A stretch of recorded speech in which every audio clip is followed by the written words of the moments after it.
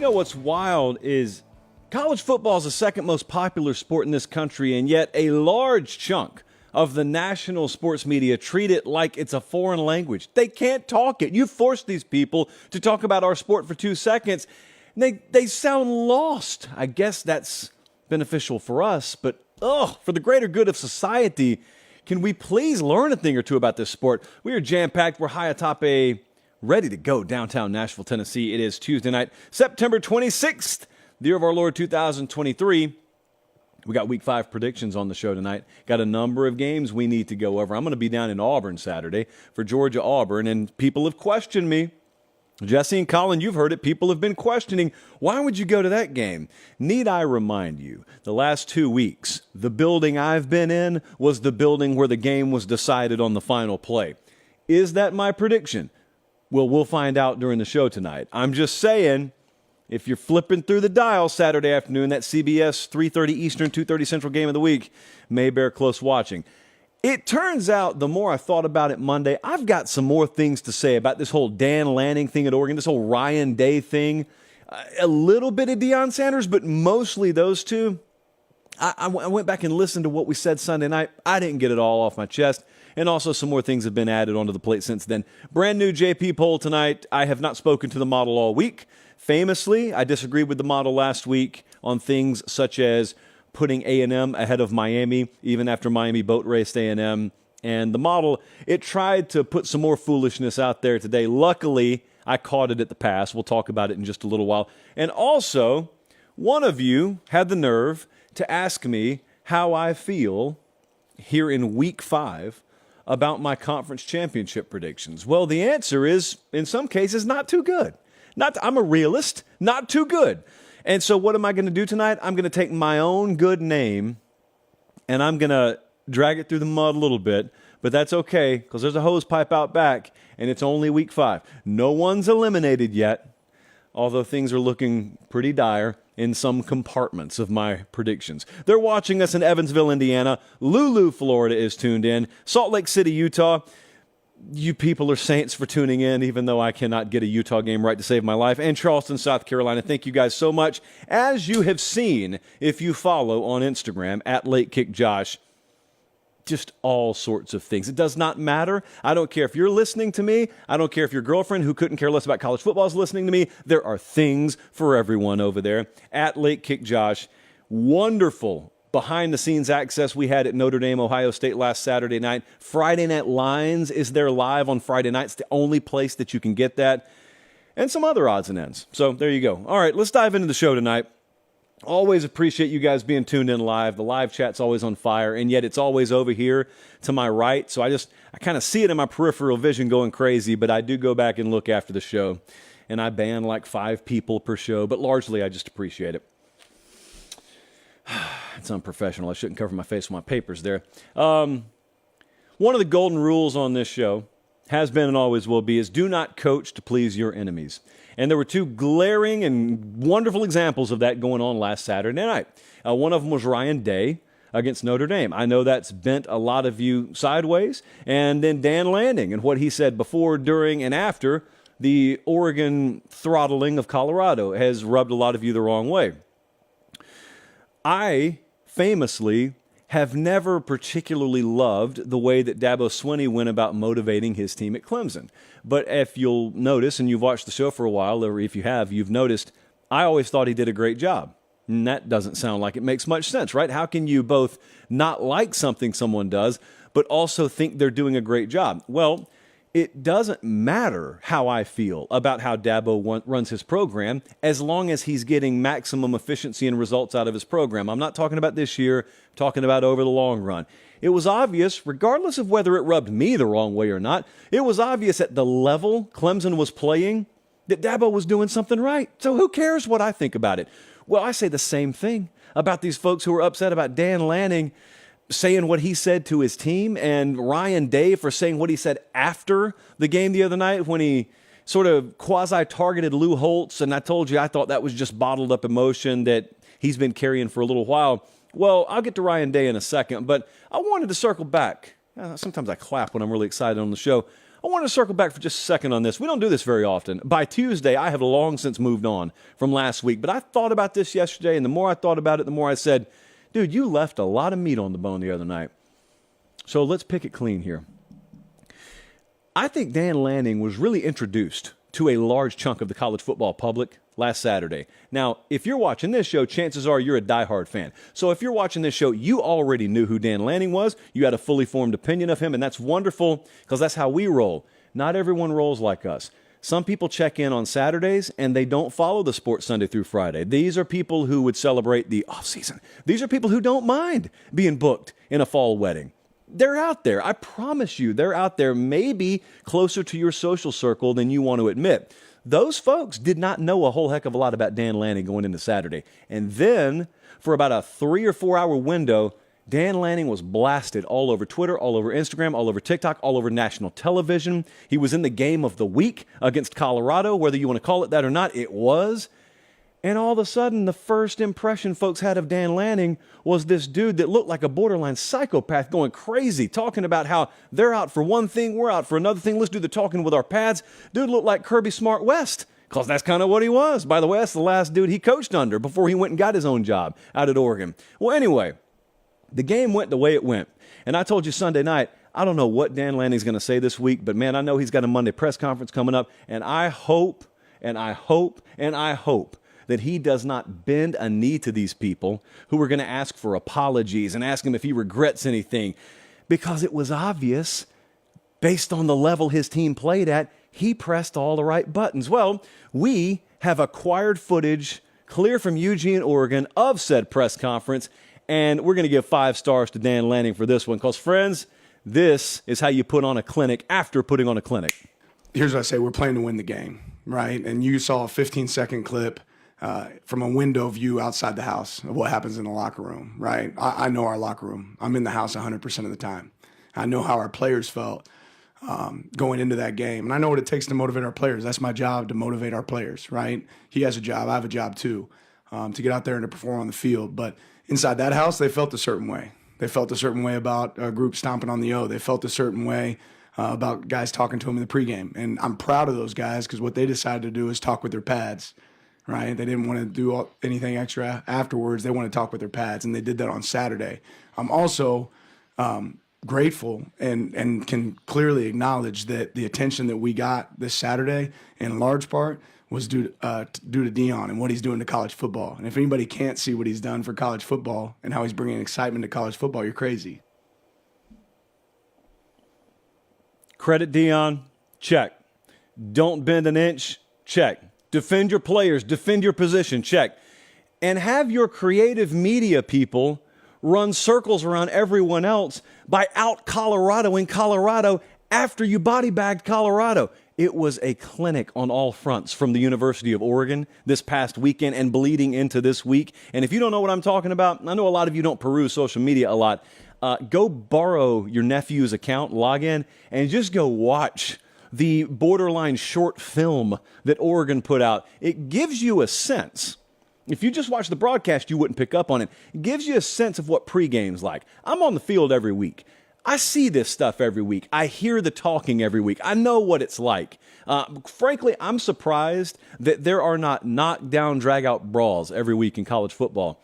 You watch a team rack up 3 or 4 personal fouls in a game, and you call them undisciplined. And I'm sitting here thinking, I cannot believe, based on what it sounds like on this field right now, every one of these games does not devolve into just an outright street fight. It's crazy. So I hat tip the discipline that it takes to play at the level Oregon played at. And then afterwards, and you've run up the score on someone, afterwards your creative services department, it turns out, captured all the pregame talk. And it captured everything Dan Lanning's talking about. And I think they should enter that thing in some festivals. That was how good a cinematic presentation that was. But let me try and put this in terms that 98% of the audience will understand. I know most of you did not play high-level college football. I know most of you didn't coach it. Most of you didn't go on to play pro. Most of you didn't go on to coach pro. I share that with you. I have it in common with you. I do have the good fortune of seeing this stuff up close every week. I'm telling you, the average person could not possibly comprehend how high a level this stuff is being played at, how high a level the intensity is, how off the charts, like animalistic the aggression is, the aggression that it takes to compete at this level. You don't reach that in a 9 to 5 in a cubicle. You never need to reach that. I hope you don't reach that in your living room in Susquehanna on a Saturday. You didn't think I knew where that was, did you, Jesse? What happens, though, is that's when you see it. You see it from your couch. And it's like you're watching Dan Lanning go crazy, and it's exactly as he put it. You're seeing that kind of from the street view. You're seeing inside the window, and the dude's yelling in his house, and you're saying, well, that's uncalled for. Little do you know, the kid just sprayed spaghetti sauce all over the walls after he warned him not to. There's a good reason he's in there yelling, is my point. You're not in the house. You don't know. You have not the slightest clue. Well, you also didn't know what was going on in this game, and you also, from your couch, cannot possibly fathom what it takes to compete at the highest levels of the sport. Otherwise, you'll get run over. It's like you're sitting there watching Predator, and the dude's standing on the bridge, slicing his chest open with a machete, and you're saying, well, that doesn't make a whole lot of sense. Yeah, from the living room in Little Rock, Arkansas, it doesn't make a lot of sense. Just like in the living room, watching Dan Lanning go off pregame, it may occur to you that, oh, that's a little over the top. That seems a little performative.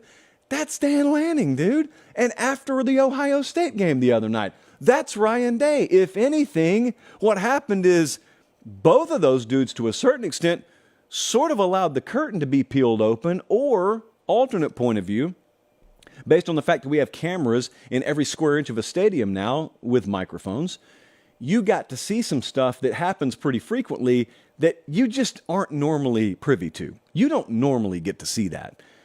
It happens a lot. Like what you saw is not out of the norm. I promise you it's not out of the norm. Did you see Lanning's players? Did you see how well within the norm his attitude seemed for them? And if not all the time, certainly that was within the theme of what the attitude had been like around that program that week. So I'm watching it, and I appreciate it, and I had no problem with either one of them. But my point is, even if I did personally not really jibe with it, I don't care, because they got the performances that they need to out of their team. That's their job. It's like Lanning just said, that's their job. Also, with Ryan Day, I'm so interested. After this whole thing where, and I did not expect to say this, Ryan Day comments on Lou Holtz. Lou Holtz responds to Ryan Day. I should note Lou Holtz brought it up before Ryan Day ever commented on him. I told you I don't really think it's a Lou Holtz thing. I think it's a collective outside noise thing with Ryan Day. I'm really interested to see how his team responds, because I saw them play the other night. They win a game that was defensive, a slugfest in nature. That has not been their MO. Under Ryan Day, they've had elite quarterback play most of the time under him, so they've been able to run it up on teams. Well, they didn't run it up the other night. They still won. It's a testament to Ohio State. Now, you saw what he said. I'm sure by now you've seen what he said the other night and called out a lot of people who have questioned his team. He was just, the adrenaline's flowing, man. It's live TV. You never get to say, hey, hold on, can we do that again? You don't get to say that. We're live, pal, as Jim Ross once said. So what I want to see is how his team responds. You know, because a lot of the criticism that Ryan Day has incurred, fair or not, and I lean not far more often than I do fair with him, it's really on players to execute. You got to put them in the right position. You got to develop them and coach them up, but it's on players to execute. And if I'm in that locker room, I watch that dude and I want to run through a brick wall for him. But also I think to myself, wow, man, these people, they trash him because I don't do my job. How about I do my job? And I think that's what you'll see. Candidly, it's what I've expected from Ohio State the whole year. We'll see where the JP poll has them a little bit later. But my point is, when you see these dudes and they seem a little bit over the top, it's over the top to you based on where you're viewing it at that particular moment. It's not really over the top in their environment. Also, a lot of times you think you're seeing chapter 1 of something. You're really seeing chapter 8. That was a lot, and I mean a lot, a metric ton of BS in a lot of cases that led up to Ryan Day feeling the way he felt. That wasn't a Lou Holtz thing. That wasn't a week of the game thing. You're crazy if you think that. Otherwise, he'd be like that every week. Anytime someone ran their mouth, it'd be like that every week. Lanning, same way. You'd just see that every week if that was the case.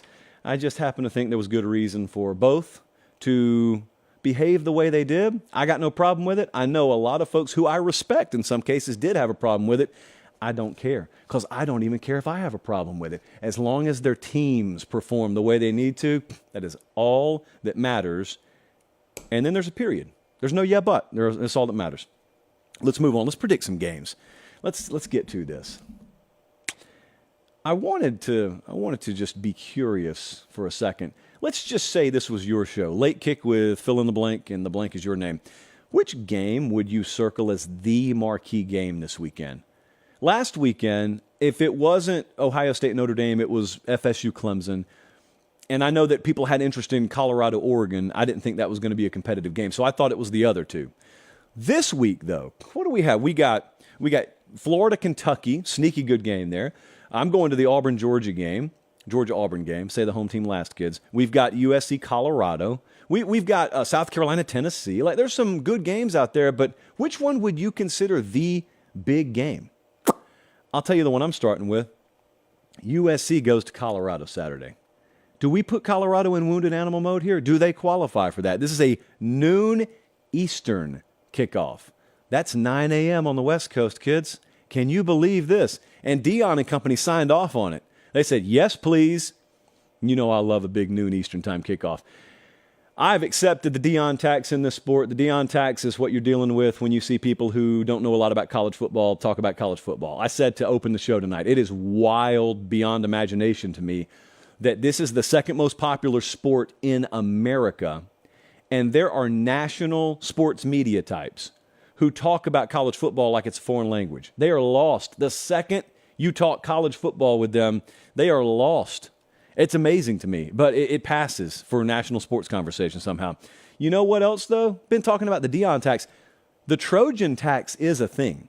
If Lincoln Riley wins a national championship at USC, you'll find out about the Trojan tax. Because if there's a college football team in Los Angeles, California, performing at a very high level, I know because I've seen it happen before, you got all kind of folks who have no clue. You got folks who could not talk themselves out of a wet paper bag of college football conversation, all of a sudden with a megaphone in front of their face. And it's like, fight on, fight on, fight on. There is a Trojan tax. It's a pleasure to pay it because that means you're winning, by the way. So we talk about the freeze point sometimes on this show. The freeze point, basically, if you've got a big point spread like we have on this game, the freeze point is the minimum baseline that you have to be able to work at as a team to have a shot to win a game. So I'm going to consider Colorado has a shot in this game. That's why we're going to break it down. What I learned from the Oregon game was nothing that I didn't think I already knew. So Colorado cannot protect their quarterback right now, and we saw that, and we've seen that, though. That wasn't anything new. Colorado is not a run-first team by any stretch. We knew that already. So that was nothing new that the Oregon game presented to us. Colorado struggles to stop the run. That is nothing new. We've seen that so far this year. So, with all that working against you, how do you upset USC? How do you find a path? USC, second in FBS right now in rush yards per attempt. So if you're struggling to stop it already, and they got the cats they do in the backfield, doesn't sound like it bodes well. Colorado allowing the 8th or the 9th highest run rate in the country right now, not too good. USC, 6th best pressure rate. Colorado has allowed the most sacks in FBS right now. So it makes sense why there's a 3+ touchdown spread on this game. What has to happen? In the interest of fairness here, if Colorado pulls this upset, what has to happen? First, they need the early jolt. They can't be getting down 7, 14, 21, nothing like they did against Oregon. That could happen via a pop pass, yards after catch. It could be a special teams thing. Defense has forced a lot of turnovers. They got a lot of takeaways. So whatever the case may be, they got to get home crowd involved. They don't have to work against the same stuff they did on the road last week. Colorado's forced 11 turnovers this year. That's the good news. The bad news is, if you think you're going to do it through the air, Caleb Williams has not thrown an interception yet. And if you find out that you can run it early on Colorado, and I figure USC may have a fair amount of success there, I don't know how many risks they're going to feel like they need to take. They're going to need some help from USC, though. To be there in the fourth quarter, I think they'll need some help here. But what about USC's defense? Because this is the shot for Colorado here. If they're in it in the fourth quarter, it's probably because they've won the hidden yardage thing. But also, I was totally puzzled, still am, by the USC-Arizona State outcome last week. Arizona State has no players left. And USC never really pulled away from them at all. USC allowed 12 plays of 15-plus yards to Arizona State. I can assure you, if Arizona State can do that, Colorado can do that. And we'll know early. If they're popping big passes or if it's underneath stuff and it's yards after catch. We'll know early. I don't think that's the kind of thing that USC is going to give up early and then tighten up as the game goes on. That's what I'm trying to tell you. Shedeur Sanders is nearly a 77% completion guy this year. So if he looks like he's on early, and then that crowd kind of gets behind him and USC looks a little discombobulated, could be a four-quarter game. Let's take a look at what the model thinks. I already told you Vegas has this at USC minus 21.5. That's right where we have it. We got USC minus 21. I am a believer that Colorado coming back home after dealing with what they dealt with last week will respond. Travis Hunter's still not playing here, but I do think USC will win this. I think Colorado will find a way to cover this. I think there'll be an inspired effort enough, and also the opportunity for a backdoor cover enough to where I'll take USC to win. I will take Colorado to cover. I don't think it's quite as lopsided as it was last week. You're talking currently about the number 1 versus the number 9 team when it comes to odds to win the Pac-12 championship. Academy Sports and Outdoors presents this show to you free of charge. Academy Sports and Outdoors is your one-stop shop for all things outdoor sporting goods plus. Academy Sports and Outdoors also, when it comes to the plus, has a lot of things that you probably don't realize they have. More important to me this time of year, because this time of year, you're starting to get into fall, which precedes winter, and that means you could do anything from camping to grilling. You could be totally overhauling your wardrobe. They've got it all for you. And they've also got it on academy.com if you can't get there in person. And I stress to you guys all the time, go in person if you can, because it always exceeds expectation, and it just makes you feel good. You go from just seeing it on this little screen behind me every week. It's not that little, but immunity. But you go from seeing it on the screen to seeing it in person. It does things to you. It's a magical experience. I don't know any of our viewers have ever gone to academy.com or Academy Sports and Outdoors in person and hit me up and said, a little underwhelmed. Most of the time it's, hey, I thought you were lying when you said they had everything I need. Voila, look, I found some mittens, or whatever the case may be. And as always, they got Big League Chew in the checkout line. Academy Sports and Outdoors, we appreciate them as always. Let's roll on. I've got the ultra rare Post-it pop here. Colin, here's your endpoint.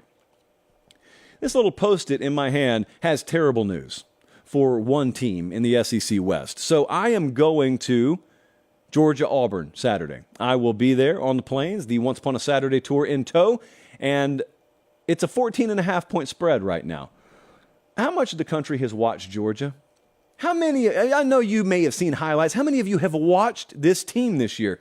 I don't think that many of you have. Well, before I talk about Georgia, there's a little Post-it in my hand that has a stat that's quite frankly a little unbelievable. This is courtesy of Brandon Zimmerman. Auburn has been under 100 passing yards in their last 5 games against Power 5 competition. That is ineptitude. That dates back to last year, obviously. I read it, and I'm going to throw that Post-it away for the sake of my friends in the greater Lee County area. That's brutal. So, obviously, that would be a padlock stat. We got to reverse that this Saturday. Georgia, flipping the script now, Georgia has played UT Martin. They played Ball State, South Carolina, where they trailed 14-3 before pulling away in the second half, and they've played UAB. They've won 6 straight versus Auburn. Is this their ignition moment? Like, Georgia has not played at a national championship level yet. I don't think they have. I think they're capable of it, though. They're one of several teams that at any given point could just take off. They just ramp up, and all of a sudden, oh, there's the Georgia that I expected in August. There's the Georgia I expected coming out of spring.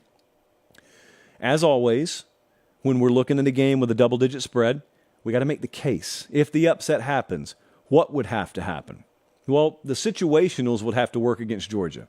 So the first thing is I think a lot of people circled this game, number one, because it's the Deep South's oldest rivalry. Number two, on a much more national level, if you circle this game and you live in El Paso or San Angelo or Odessa or Lubbock or any of a number of small to mid-sized Texas towns for some reason, you probably circled it because it's Georgia's first road test.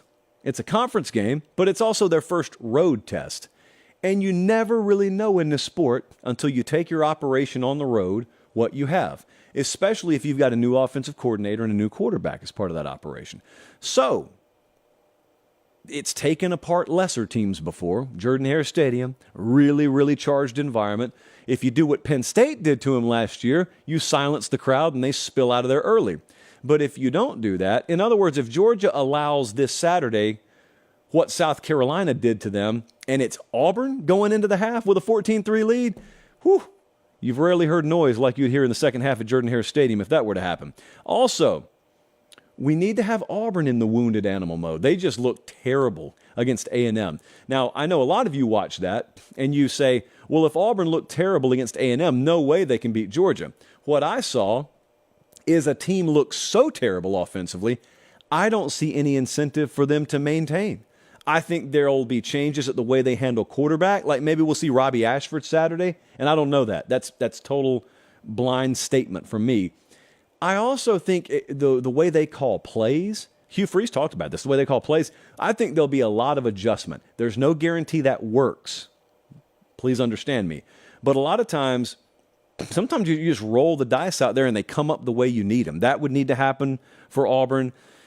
And you need to have some weak spots for Georgia that maybe the country hasn't seen that you expose and the moment exposes and the environment exposes. Now, Auburn's defense has 8 takeaways this year. That's tied for most in the ACC or the SEC. I don't know where it would land them in the ACC, but Georgia's first test here with a team that can run the ball and is dedicated to running the ball. That's what I'm most interested to watch. Because here's what I think. I think Georgia will pass the test. I never know. I never know until I actually get to see it. 2 things, though, that make me feel good about Georgia this week. Number one, this is the moment they could find their pass rush. Now, if you've watched the Georgia games, you probably could explain why their sack rate is pretty low. I know sacks are not the end-all, be-all. Just it makes more sense to a mass audience to talk about sacks rather than havoc rate and pressure rate. So, when your stats are all in a line and there's no big offset one versus the other, I'm just going to talk about sacks because more people identify with sacks. Georgia's got 5 sacks through 4 games this year. That's low by their standard. Now, they've also faced a bunch of teams getting the ball out really quickly. This week, I'm very interested to watch this because Auburn has allowed a 10.6% sack rate this year. That is 12th worst in FBS. So there is a world where Georgia doubles their sack total in one afternoon this Saturday. There's a world where that happens. Also, the Georgia ground game could emerge this Saturday. Auburn is allowing 134 rush yards per game. That is the second worst number out of all the teams in the SEC. So if pass rush shows up for Georgia all of a sudden, if the run game pops for 6.5 yards per carry, it's going to be a good afternoon for the Bulldogs. Therefore, Auburn needs the game to be ugly. In years past, with the styles of these two teams, it was Georgia that wanted to ugly up the game. It's not here. It's not because Georgia's got the better offense, at least to this point this year, even with a new quarterback, even with a new OC. So it's Auburn that needs to lean on defense. Crazy we're saying that about a Hugh Freeze team. But it's Auburn that needs to lean on defense, lean on home field, maybe force some mistakes from Carson Beck, and then just kind of see what happens there. They need the South Carolina script to repeat, but instead of being on the road in Athens, it's Auburn at home. Let's take a look at what the model thinks. The Vegas number right now is Georgia minus 14.5. I always love teams coming off a loss, coming back home. Auburn fits that description here. They are playing a team that hasn't been on the road yet this year. I think Georgia's going to win this game. I think their offensive line is going to provide the single biggest mismatch in this game. I think they'll be able to run the ball effectively, but also because of the style and because of the fight I think they're going to get out of Auburn, I actually don't think they're going to pull away to the degree it would take for them to cover. So I'm going to take Georgia to win. I will take Auburn to cover if you're giving me 14.5. And the model, for the record, if you're listening on podcast, agrees because it has Georgia minus 12. The odds to win the SEC championship right now, Georgia's still number 1, Auburn number 10. And we will be there Saturday, And I just received word before we went on air, the Once Upon a Saturday tour shirts for this game are within 83 of breaking our record so far this year. And I know our audience, especially down in that part of the country, I can safely say we're going to break that record. It's on the screen right now, and if you're listening on podcast, just go to patestateMaterial.com. It's right there. It is 1 week only. After Saturday night, that one goes into the history books. You can never buy it again, and we are very, very excited, as we always are. It's kind of a homecoming. Get to stay in my hometown of Columbus, Georgia. Well, Fortson, Georgia, just north of Columbus this Friday night in advance of the game. Looking forward to seeing everyone down there. All right, let's move on. Game predictions continue. Appreciate you guys if you're watching live. I should throw this, not a disclaimer, but I should throw this reminder out. I have no problem with anyone coming into the comment section on Sunday and talking about whether a pick was good or bad. But if you're coming in there to talk about how a pick was bad, you better have record of having given your prediction on the game. Because if you don't, let me tell you what the most played out statement on the face of the earth is. And if you're guilty of this, just stop. For your own sake, stop. People who say this aged poorly after the benefit of hindsight are, I'm not going to say you are a loser. You are exhibiting loser tendencies. As Mimo always said, smart people can do casual things. Casuals rarely do smart things. You're probably a smart person guilty of casual behavior there. A blind monkey can tell you a pick was bad if the blind monkey gets to witness the game. They wouldn't watch it because they're blind. No one cares about you coming in here on Sunday and telling me a pick was bad. Go on record yourself. Now, if you're on record yourself, if you put your own self out there, be my guest. Swing away. Other than that, your comments getting deleted and you'll probably get blocked from the channel. It's not that I'm thin-skinned. Look, my skin is just as thick as anyone else's, but it clutters up the comment section. And if I'm sitting on a plane on no sleep and I'm scrolling through that, I can only look at that so many times. Okay. Very Scrooge-ish attitude from me right now. Christmas, 3 months from yesterday. Get the shopping done. LSU versus Ole Miss is, I think, the sleeper game of this Saturday. It is a 6 o'clock Eastern time kick. Yeah, so 5 o'clock local time there in Oxford. I can go ahead and tell you the model is going haywire on this one. So it's the first time these teams have met in a top 20 matchup since 2003. That's Eli Manning in Oxford, Mississippi.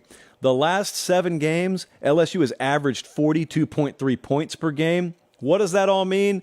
Absolutely nothing. I just wanted to throw it out there. How does Ole Miss avoid a repeat of last year? If you'll think back to last year in this game, Jaden Daniels went off. He went off. Nearly 400 yards through the air, 5 touchdown passes. LSU pulled away. They won 45-20. My advice, and I'm going to say it slow so everyone hears it, score a bunch of points. Just score more if you're Ole Miss. They didn't score last week. They didn't score enough in this game last year. Score. And it's got to be with Jackson Dart. And if you go back and watch LSU last week, they had trouble putting Arkansas away. I'll tell you what gave them trouble. KJ Jefferson, with his legs, made a bunch happen. That doesn't always just mean on the ground either. It means extending plays and then throwing the ball over the top. That stuff messed with LSU last week. Jackson Dart can do the same thing. He did not do it against Bama effectively enough last week. LSU's not as good defensively as Alabama. So maybe it happens this Saturday. LSU's going to be able to score. Like, you cannot be counting on getting into the fourth quarter and it being a rock fight in a sand pit. That's not happening. So I'm assuming I'm going to need 31 plus to win it. That's what I assume against LSU. And if I don't, I don't. That's great. I got to have Jackson Dart be the most important player in this game. I got to have my wide receivers healthy. I got to have Quinshon Judkins healthy at running back, or as healthy as he's been. And there's reason to believe that he's probably there for Ole Miss. But if all that's in place, then can LSU do what Alabama did? It'll be tough. What Alabama did is they held Ole Miss to 56 rushing yards. They pressured Jackson Dart. They sacked him 5 times. They got after him all afternoon, and they made him make high leverage throws, and it didn't work. And Alabama didn't even have to score a whole lot. It did not work. LSU's pressure rate is second last in the SEC. which of course makes no sense because they appear to have disruptors all over the place. I know they've been playing a certain kind of way down there. Whatever. If you don't get after Jackson Dart, he will beat you Saturday. So I would advise attempting everything you can to get after Jackson Dart. The game's going to be decided, I think, on third downs. LSU's offense is 4th in FBS on third downs right now. They've been very, very good on third down. Ole Miss, not so much. Offensively, 3rd worst in the SEC. Now, on any given Saturday, that's like turnovers. That can totally invert. But all we have to go on is what we have to go on. So right now, LSU looks to be the team with the edge. But I'm telling you, as I said the last two games we predicted, and I'm going to say it again, teams that lose and are coming home off that loss, I'm always attracted to. It is one of the sicker parts of my personality. When everyone else is speeding out of town, I'm Jeff Goldblum in Independence Day. With my elderly father there in the passenger seat typing away on a laptop made in 1984, we're driving towards the issue. We're driving towards the problem. Great movie. Great and very realistic film, Independence Day. Very true to life. If aliens invaded, it would be very true to life. I think that I need to take a look at what the model says on this game because Vegas has LSU minus 2.5. And that probably doesn't surprise you. LSU a slight favorite. What you need to know is the model disagrees. The model thinks the wrong team is favored. Really? So the model has Ole Miss minus 1. And they think I hate them in Oxford. Did you know that, Colin and Jesse? They think I hate them in Oxford. You couldn't be further from the truth. I'll leave it at that. You couldn't be further from the truth. I am taking Ole Miss to win this game outright. Think they're going to pull a mild upset there. And I think it's going to be because of Jackson Dart. And I think it's going to be pretty wild. I think it has game of the month potential. And we've had some crazy games already. I think that Ole Miss is going to somehow find a way. And if they do, is that right, Jesse? LSU is ranked 13th right now. If they do, maybe Lane Kiffin ups that stat that we read the other night, like 1-18 versus teams that finish with 9 wins or more. I think Ole Miss is going to find a way to win this game. And if they do now, that just throws the SEC West into a blender because Ole Miss has already got a conference loss. They've got a division loss to Alabama. They can't lose Saturday, or else they're, for all intents and purposes, they're out of the division race. LSU's not out of anything if they do lose Saturday, though, because their loss is out of conference right now. LSU is spotless in conference play. It would just be very, very chaotic. If LSU wins this game, you kind of maintain that trajectory of this Alabama-LSU collision course, and I'm not saying either one of them is guaranteed to go undefeated between now and then, but if LSU does lose, I'm going to lean slightly that they do. Boy, oh boy, what a mess we have in the SEC West.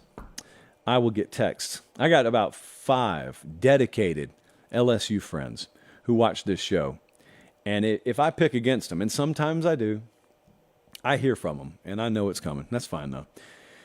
Because if you think I'm taking heat for that, wait till you see what I'm about to show you. It's JP poll time. You need to excuse me for a second. I need to take a long sip from the chalice. I'd also like to take this opportunity to address a sound you've been hearing. Jesse calls it whale mode. When you hear this, Jesse thinks that sounds like a whale clearing its blowhole out, or whatever you call that thing, its spout. Sometimes in spring and fall, I get a stuffy nose on air. And I don't want to take time to clear it because that would just make me too normal. So instead of saying, excuse me, and blowing my nose like a normal person, I just find very sneaky ways to go right in the middle of a sentence. And hope that you think it's just feedback. Hopefully you think Colin didn't wire the microphone right. As I've told you many times, I just want all the credit. I'm not interested in blame or criticism. I just want the credit. And so up until this point, I have hidden from you the fact that that's actually me. But I thought about it today, and I looked in Director Colin's innocent doe eyes, and I said, he doesn't deserve to shoulder this burden. So, yep, that's me.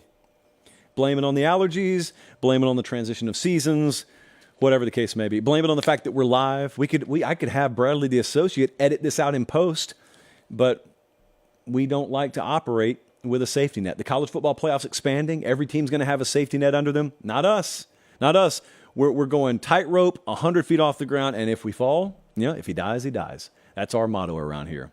Not literally, because HR is steadfast against it, but HR leaves the building about 5:15 every day, so we're good. Okay. JP poll time. JP poll's not a ranking. It's a power rating, people. Cannot make that clear enough. Literally, I can't make it clear enough, no matter how many times I say it. People will come at me. Hello. I would like to introduce you to the model. If you're listening on podcast, that is the model. And the model spits this out, and the model is really good at what it does. It wins money for us every year, and I have it once a week spit out ratings, not rankings. Merit doesn't matter. Your record doesn't matter. Who you've beaten really doesn't matter in terms of how it assigns you a rating. All it cares about is who it would favor against who. It's got power ratings for every team in America, and we get the 1 through 25 from it every week. So, doesn't mean I agree with it. There are a couple of very notable exceptions, my opinion versus the model even tonight. Last week was just outright egregious, though. So let's see how far the model has come. Back to the crowd here. 25 through 21. UCLA, still power rated. They're number 25. Ole Miss drops 7 spots to number 24. Kansas State climbs to number 23. TCU, the model is just higher on. Jesse, is TCU ranked in the AP that you know of? No, they're not? Okay. So the model's higher on TCU. It sees something in Fort Worth. I don't, but the model does. And the model normally is ahead of the curve a little bit, so we'll see. Florida is number 21, and they're playing Kentucky this week. We move on. I got no huge issue with anything there. North Carolina's at 20. Now, if you watched Friday Night Lines last week, the model was really, really high on the idea that Pitt was going to cover against North Carolina, and they didn't. So, the model shortchanged North Carolina last week. Maybe it still is. Oregon State dropped 5 spots. I think the model looked and said, you really let Washington State go off on you like that. Now, I looked and said, excuse me, model, where's Washington State? It did not power rate them. There are 25 teams the model would favor over Washington State right now. Again, this is not Pate State Sportsbook. I don't have to post these numbers, but the model kind of on an island there. But the more I look at Connolly's numbers and some of those other guys, they kind of agree.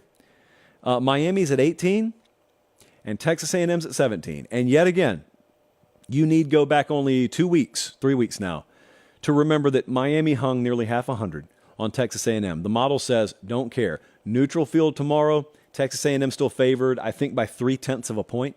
So negligible, but I'm telling you, I'd pick Miami in that game, and I'd wager uncomfortable amounts of money on it.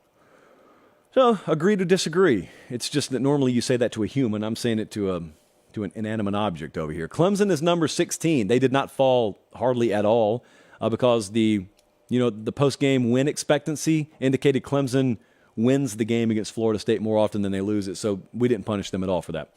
Next up, top 15. Utah's number 15. Judging by the reputation of this show, I will just blindly assume we're too low on Utah. I don't know how low, but we're probably too low on Utah. LSU's at 14. They dropped 7 spots. Won, but dropped 7 spots. It's tough around here. Tennessee is... I don't get it. Don't ask me. Don't ask me. Tennessee climbed 9 spots up to 13, and I got to tell you something. I tampered. I did. I tampered. The model's higher on Tennessee than 13. And even Director Colin would probably come in my ear right now, Immunity, and say, nope, you're right. Got to make us earn it. We don't belong in the top 10. The model had Tennessee in the top 10. I tampered. I'm telling you I tampered. And normally that would get you some flack from Tennessee fans. I think you're kind of giving me a golf clap right now. You know Tennessee's not a top 10 team right now. The model doesn't, but you do. Oklahoma's at 12, unchanged.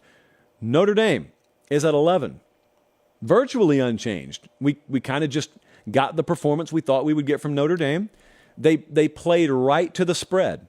So any kind of odds making or power rating system worth its salt, if you get the exact result that the odds indicate you should get, means you don't change the team at all. You don't bump them because they lost, because they played exactly to your expectation. Top 10. We have got Florida State at number 10.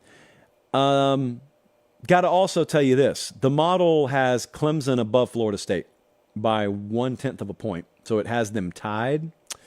And it had them that way last week. And as I said, they played a game that went to overtime. The post-game win expectancy leaned Clemson, which means nothing in the standings because a win is a win by that metric. But in the odds-making community, in the calculator community, doesn't look at it that way. Well, I tampered again because I'm putting Florida State above Clemson. Sorry, I'm just doing it. Michigan number 9. Penn State number 8. I don't argue with people right now who have Penn State as the number 1 team in the Big Ten. It's just that the model does not agree. And I'm okay because I don't have a strong enough pushback to tamper a third time. USC dropped to number 7. Confusing game against Arizona State. The model noticed, the model punished. Bama's at number 6. Bama's a team you need to watch close this next couple of weeks. It's a team that's capable of scaling. Ignition could turn at any moment, or the car battery could be dead at any moment. Literally anything can happen with Alabama. But you do not drop a team that talented in the odds-making world. You just don't. I know already the comments are going to say, Bama's way too high. If this was the AP poll, yes, they're too high. It's not the AP poll. It's not a ranking. Let's go top 5. Washington's at number 5. Too low for me. I look at these teams. I'm going to read 5-1. So Washington's 5, Oregon's 4, Georgia's 3, Texas is 2, and Ohio State's 1. Man, if I put Washington on the field with some of these teams, they'd be terrified right now. So Washington's 5, and that's all well and good. Here's the beautiful thing. We get to see Oregon go to Washington in a couple of weeks. I think 2 weeks from this Saturday, Oregon goes to Seattle. And maybe we go right along with them. We've never been to Seattle with any tour before on Late Kick, so we'll see.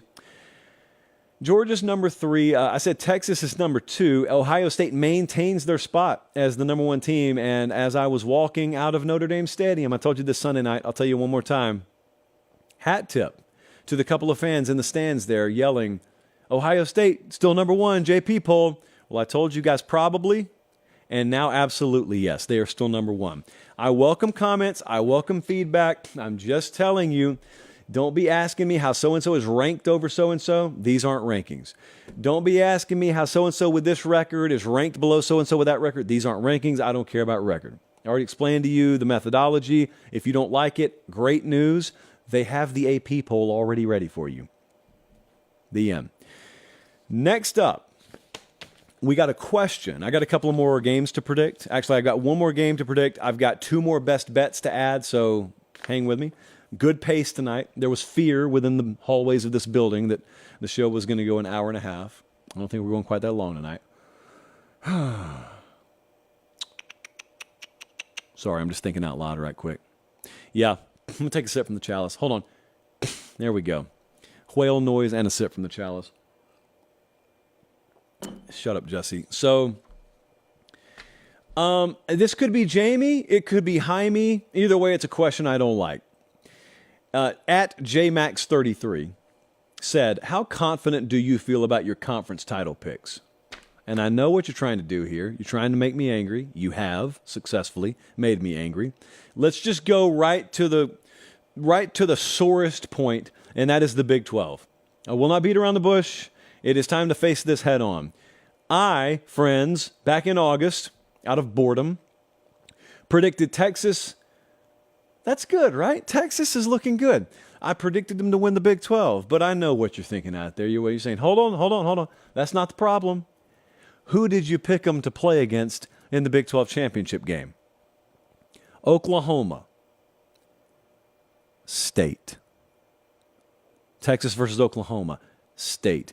It was so egregious that our own graphics department accidentally put Texas versus Oklahoma on the graphic I had them make because they were sure I meant Oklahoma. I didn't. I wish I did. I didn't. Now, that's what you know publicly. What you don't know privately is I am the kid who tells his parents, you don't need to spank me. I already spanked myself. It never works, but I used to do it anyway. And I also want to tell you guys, you don't need to criticize me. Yeah, I picked Oklahoma State to play for the Big 12 championship. You don't need to hate on me. You don't need to criticize me. And I'm going to tell you why. Surveillance caught footage earlier today of what I've been putting my own self through. If you're disappointed in me, I'm 10 times more disappointed in myself. Colin, do we have the footage? This is how I've been walking around the building. And if you're listening on podcast, S-H-A-M-E. Those are the letters that spell the word shame plastered across my face. I can't even see where I'm going. Some would argue that's the state of mind that I made the prediction in to begin with. I don't feel good about it, Jamie/Jaime. I don't feel good about it at all. So if we could just erase the state, and I could just go Texas, Oklahoma, I will watch that game along with the rest of you in a couple of weeks. Maybe we see a rematch in Dallas. I'm sure that'd make the league office ecstatic that those two play for the conference title on their way out the door. So I don't feel good about it. In the ACC, I predicted Clemson versus Florida State. I predicted Florida State to win. I still feel good about that. Okay, so the good news here is my conference champ picks are still faring very well. It's just their opponents. Like Clemson's not going to play, I don't think, for the ACC title. We have still got half a dozen undefeated teams in this conference, and not one of them is Clemson. We've got Florida State, obviously. North Carolina, Miami, Duke, Syracuse, Louisville, and NC State are all undefeated. Some of them haven't even played conference games yet. They're all undefeated. Clemson's not overtaking all of them, I don't think. So I just need Florida State to win the conference at this point, I guess. Otherwise, I'll feel terrible about myself come December. In the SEC, I don't have much to say right now because it was Bama versus Georgia, and it's still on track to be Bama versus Georgia. Like, they're still the favorites, respectively, until something changes. LSU has to come to Tuscaloosa. Bama's playing really good defense. I just assume the offense will continue to find marginally better versions of itself. They're the two odds-on favorites to win the SEC championship right now, so I'm still good on that one. We'll see. The Pac-12 was and continues to be the toughest conference to handicap. I had Oregon versus UCLA. UCLA let me down Saturday when they went and lost to Utah, only giving up 14 and still losing. Tough. Could be an issue here. But I picked Oregon to win the conference. So they're right up there with USC as they're not co-favorites. USC is the slight favorite. Oregon and Washington have the same odds in the number 2 position right now there. And there's a lot of them, 3 of them actually bunched up at the top.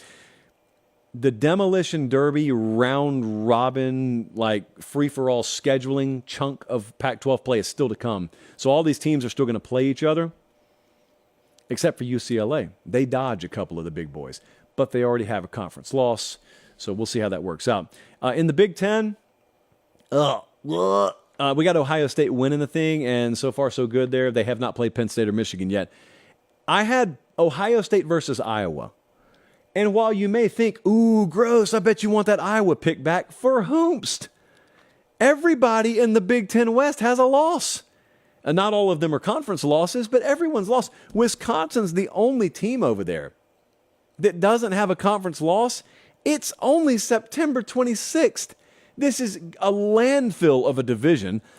They face Ohio State, by the way, do the Wisconsin Badgers. So I know that Washington State loss doesn't look as bad as it once did. But, man, it could still very well be Iowa. They got shut out last week. Penn State had more total plays than Iowa had total yards. That's playing legitimate competition.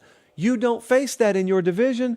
You just, as I said, it's a landfill of a division right now. And so Iowa could very well emerge from that. Whoever it is, it's like going to a Sarah McLachlan concert. That's what the Big Ten championship game will be. Guaranteed, you might as well wheel the piano onto the 20-yard line. But in the meantime, we do have to play this thing out. It's the last year of divisions, thank the Lord, in the Big Ten. They're watching us in Evans, Georgia, Cypress, Texas. And guess which town has reemerged on the late kick radar as of tonight? Pocatello, Idaho is back. Where have you guys been? For a little while, we had check-ins in Pocatello, Idaho. It became the official outpost of the show west of the Rockies, and we appreciate you guys. Got another game to break down here, And then I got 2 added best bets. Appreciate you guys being tuned in live. Hey, make sure you like the video. There's several thousand of you in here, and we're below 1,000 likes, and those are poverty numbers, and we're not a poverty show. It may cost nothing to watch, but we're not a poverty show. I may wear the same shirt every week, and golf clap for the white t-shirt being back, but we're not a poverty show. Ugh, but there are smudges on the chalice, so we need to wash this thing after the show. But we are not, I promise you, we're not a poverty show.